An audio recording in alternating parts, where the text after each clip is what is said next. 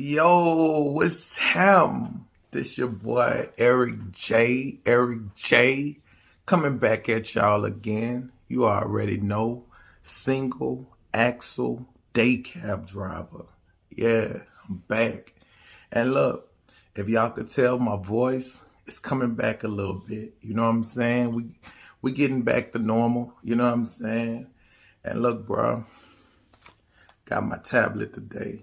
You know what I'm saying? So I wrote a couple of y'all questions down and I'm going to get to them. First question, Alonzo. Alonzo say, do you own your own trailer? To answer that question, no, I do not own my own trailer. And as of right now, I'm not even looking to own my own trailer. You know what I'm saying? I don't have enough money to saved up to really even maintain a trailer. You know what I'm saying? So I'm leasing a trailer. You know, if you want to know how much that is, $250. I'm paying $250 a week for a trailer. Okay. So help me out with this then, Eric. So let's just say I lease a trailer for $250 a week. What's that's gonna cover? Like, what's all covered under those $250 when you leasing a trailer? Everything. If you get a flat tire, anything that you could think of that goes on with that trailer, it's covered. All you pay is $250. You don't have to register it. You don't have to put insurance on it. You know, any permits that trailer need, the company is going to provide that to you. They're going to give it to you in a binder. All the new stuff that come out over time while you got the trailer, they just going to shoot it to you in an email. And then you get at the printer, print it out, put it in your binder. You know what I'm saying? $250 a week. It seemed like a lot, but man, think about it, bro. These trailers, they're rolling 24/7. Something is just always going on. Like, I had a hub seal leak. You know, my trailer was just leaking oil all out of from the tires, out of the hub cap. It was leaking, you know, things like that. I just bring it to Love's. You know what I'm saying? I bring it to Love's or the TA or whatever like that, and they take care of that. So as for my trailer, I'm leasing a trailer. I pay $250 a week. If you get with another company, it might be less than that. But that's what I pay, $250. Next question is from a guy named Ronnie. Ronnie said, I'm reenacting my authority. Do you think it's worth it? Yeah. Yeah. Of course, I think it's worth it. You know what I'm saying? But at the same time, well, let me take that back. It's only worth it if you're going to do something with it. You know what I'm saying? Are you reenacting it because you about to go to work? Or you just reenacting it just to say you got your own authority? It's a big difference right there. You know what I'm saying? But if you about to put that authority to work, yeah, big dog, it's worth it. You know what I'm saying? Go on and get that done. So to answer that question, yeah, it all just depends on what you want to do with it. You know what I'm saying? And if you're talking about putting that authority to work, of course. You know what I'm saying? My next question I got is from Ice Cold June. Here we go. Ice Cold June. Ice Cold June's kind of like the same question. Ice Cold June said, you never talk about your trailer. Do you rent or own? You know what I'm saying? Ice Cold June. Look, I don't talk about it, but I lease a trailer. You know what I'm saying? I lease one. And I definitely don't have a problem with, you know what I'm saying, talking about one. I just didn't know, you know, that y'all wanted to know about, you know what I'm saying, my trailer or anything like that. You know, like I say with y'all, man, I'm open. I'm an open book. You know what I'm saying? Y'all trying to come out here and get it. I'm going to tell y'all any and everything y'all need to know to come out here and be successful. You know what I'm saying? So y'all just let me know what y'all want to know. You know what I'm saying? My trailer is 53 foot. You know what I'm saying? Just for that, I'm going to go ahead on and put a picture of my trailer in this video right here. I got a 53 foot swing door trailer. Matter of fact, I had picked up a load. It was a load of oil. It was just empty bottles of oil that I picked up. It was like 6,000 pounds or whatever like that. That was actually the first load that I ever picked up when I got my truck. So I'm gonna put that in the video because that was really a proud moment for me. You know what I'm saying? Like, it really made me feel like, dang, bro, you done got you a truck. You done booked you a load. Like, you know what I'm saying? You doing it. You know what I'm saying? Because it's like, it's one thing to like sit around and think about something. Like, man, I think I want to do this, or I think I want to do that. But bro, when you do it, it's totally different. You know what I'm saying? It's totally, you know what I'm saying, to think about something, because we always talking about what we want to do, where we want to go, what, you know what I'm saying? Everybody could talk, but man, when you think about something and actually do it, man, you really become proud of yourself. And like I say, this might look like just a simple picture of me with a bunch of empty bottles on the truck, but man, that was a good moment for me, man. I was really, really proud of myself. Not to mention, that was my first time ever getting stopped by DOT too, because on my first load, I got a level 3 audit I got a level 1 audit by DOT. And that's basically where they go underneath your truck. I mean, they checking for everything. They checking the depth on your tires. They checking everything. So all of that came along with my first load, but everything checked out. Everything turned out to be good. So, you know what I'm saying? But yeah. Next question is from Rich L. Never seen Rich L before in the comments, but man, look, appreciate you for tuning in with me. You know what I'm saying?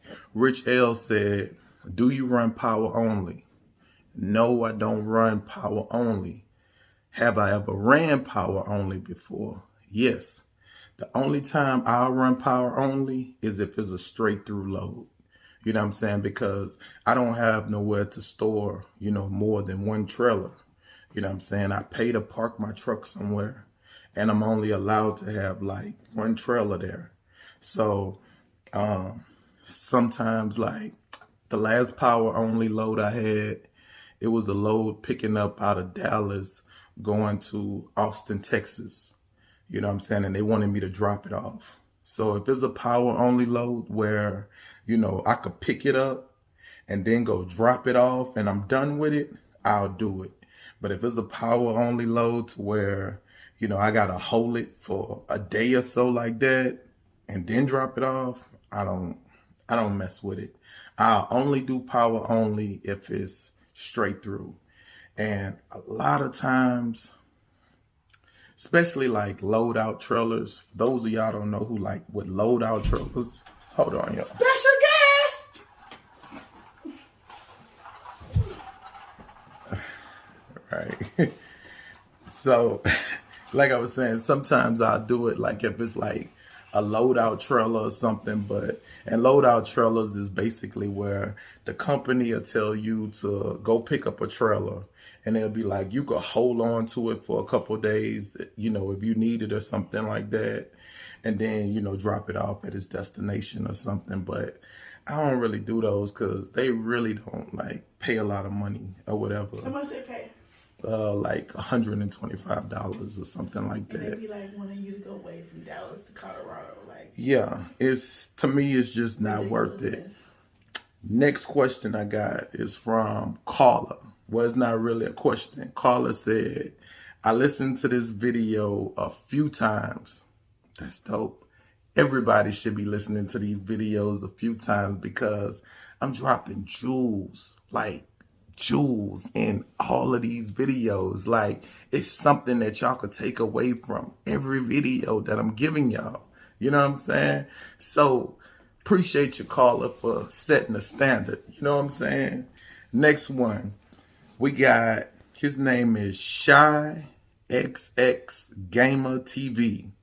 He said, do you have any advice on buying a truck? I don't want to buy a lemon.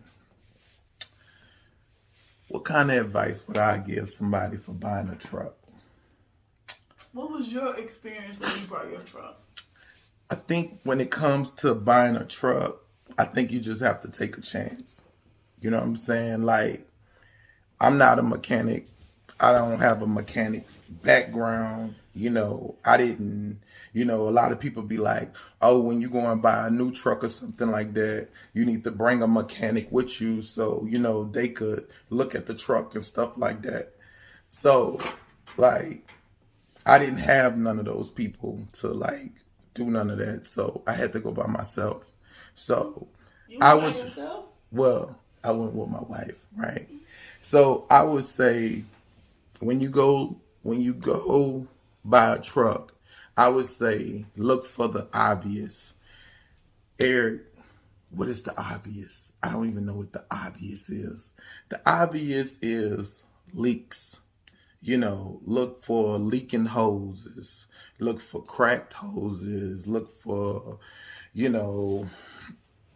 listen for noises, like, to see if your belts are squealing and stuff like that, things like that. And I'll tell you one thing that I missed when I got my truck. When I bought my truck, I had a power steering leak or whatever. I didn't catch it though. You know what I'm saying? I didn't catch it until I left. And recently I found out that it's gonna actually cost me like $300 to fix that power steering leak. You know what I'm saying? And next time I would know, you know what I'm saying, just to look. Just, man, as simple as just looking underneath your truck. Cut your truck on, let it run. And if something's leaking, it's going to leak before, you know what I'm saying, you leave or whatever like that. Next one too, I would say mileage. They try to tell you that everybody's going to tell you like, oh, these trucks are going to run 1,000,000 miles. You're going to get 1,000,000 miles on these trucks. You're not going to get 1,000,000. In my opinion, I don't think you're going to get 1,000,000 miles on these trucks.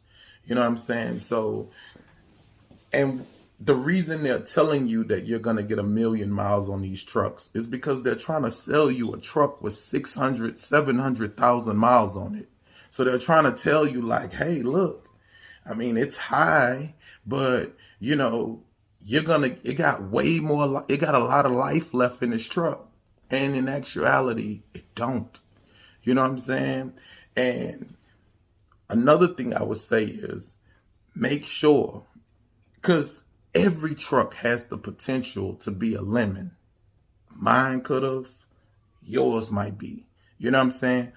It's a slim chance. So what I would tell you to do is try to stack the cards in your favor as much as you can. What I mean is like, get you a warranty. I have an extended warranty on my truck. When I bought my truck, it only had 192,000 miles on there. You know what I'm saying? So I would say make sure you definitely get you a warranty. And if the truck got so many miles the way you can't even get a warranty on it, I would say leave it. That's a no-no. Yeah, I would say don't get it. You know what I'm saying? Because if you leave there and your engine go out or your transmission go out or something like that, all that's on you. You know what I'm saying? And you'll really be stuck with a lemon. So I would say definitely find you something. If you have to get a truck with high miles, I would say stay in the 300s and fours, low fours, but preferably three. I really wouldn't go to the fours. And it's a whole bunch of drivers out there that's gonna disagree with me on this here, and I'm okay with that. You know what I'm saying? Because there's a lot of drivers. I see videos where drivers are actually buying trucks. You know what I'm saying, with 600, 700,000 miles on it. So me saying that I wouldn't go over, 300. That's definitely a preference. You know what I'm saying? And it's definitely guys out there buying trucks with higher miles and they're lasting. So again, this is all about preference. If you're asking me, I'm telling you. Yeah. Higher the mileage means no warranty, right? Yeah. Okay. If the miles are too high, you're not getting no warranty. Keep that in mind too with the high mileage. Right. That might mean no warranty. Exactly. So, last question. I wanted to save this here question. I saved this here question last for a reason. And not only am I going to answer this question, but I'm actually going to give you like a Google fact with this question, right? And I don't know if this person is just like saying this because he really believe it, or he's really just feeling like he's saying this because he want to prove me wrong or whatever. Either way it go, this, my friend, Kevin Glass, this is not my opinion. This is a fact, okay? Kevin says, why do you say a single axle truck can only hold 20,000 pounds? A single axle truck can hold 35,000 pounds. Kevin, you're wrong. Okay? You're not wrong because I say you're wrong. You're wrong because Google says you're wrong. And you're wrong because International, the company who made my truck, they say you're wrong. Now, if you want to put 35,000 pounds on the back of your single axle truck, do it. And send me a picture of it. And I'm going to put it in my next video. It's not going to last very long. And I can guarantee you, even if your truck do make it around town with 35,000 pounds on it, it's not going to make it too much longer after that. But the reason I'm telling people my truck could only hold 20,000 pounds is because it can only hold 20,000 pounds. Now, if you want to put 35,000 pounds on a single axle truck, I mean, you go ahead on and do it.